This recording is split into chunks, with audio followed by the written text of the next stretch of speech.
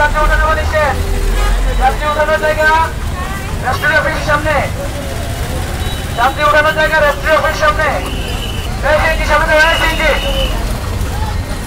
সামনে, সামনে দাও। ছাত্র আন্দোলন নোয়াখালী সরকারি কলেজের সমন্বয় করছি।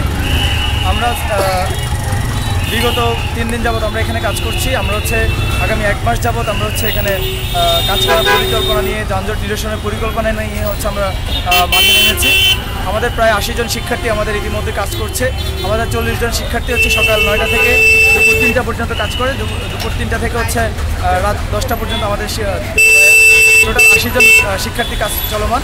সো আমরা জানি যে চৌরাস্তা থেকে একদম চৌমুহনী পর্যন্ত আমাদের প্রায় প্রত্যেক দিনেই সকাল থেকে রাত পর্যন্ত আমাদের যানজট লেগেই থাকে।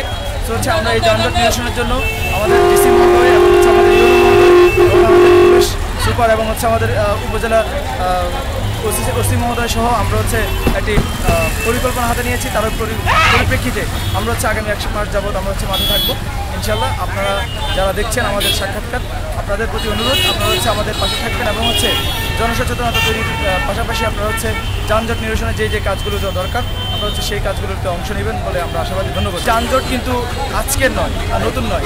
এই যানজট অনেক দিন থেকেই অনেক বছর থেকে এই যানজট। আমরা জানি যে এই যানজট নিরসন করতে হলে ইতিমধ্যে চৌমুহনী বাজার, যে আমরা যে বাজারে অবস্থান করছি, এই চৌমুহনী বাজারে আপনার ফুটপাতের মধ্যে ফুটপাত যেটা আছে এটা উচ্ছেদ করতে হবে। উচ্ছেদ অভিযান ইতিমধ্যে আমাদের এসিলেন্ট মহোদয়, ইউনো মহোদয় সহ আমাদের পুলিশের উপস্থিতিতে আমাদের ফুটপাত অভিযান, উচ্ছেদ অভিযান আমরা ইতিমধ্যে কন্টিনিউ করতে যাচ্ছি। আর বিশেষ করে এখানে আপনারা দেখছেন যে আমাদের ওই পাশে রাজমহল হোটেল রেস্তোরাঁ আছে, এখানে ব্যাংক আছে, এরপরে কিছু টিন শেড আছে, যেগুলো একদম পুরোপুরি রাস্তার উপরেই। আমরা বিগত কয়েকদিন যাবত আমরা এটা উচ্ছেদ অভিযানে আমরা কাজ করতেছি, যেটা এই জায়গাটা অধিগ্রহণ করা হয়েছে। এর মধ্যে এটা ডিসি অফিস এবং রোডস অ্যান্ড হাইওয়ের কিছু কাজ বাকি আছে। এগুলো কাজগুলো সমাধান হওয়ার পরে আমরা মনে করি যে এখানে চৌমুহনী বাজার যে 50% যানজট এটা অনেকটা নিরসনে আসবে। আর 50% যানজট যে ফুটপাত উচ্ছেদ অভিযানের মাধ্যমে আমরা সফল করতে পারবো আশা করি।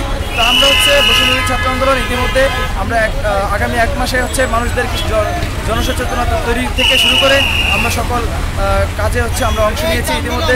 আমরা মনে করি যে আপনারা যারা আমাদের এই সাক্ষাৎকার দেখছেন, আপনারাও যদি আমাদের পাশে এসে দাঁড়ান, আমরা এই যানজট নিরসনে আমরা অগ্রণী ভূমিকা পালন করতে পারবো বলে আশাবাদী। ধন্যবাদ।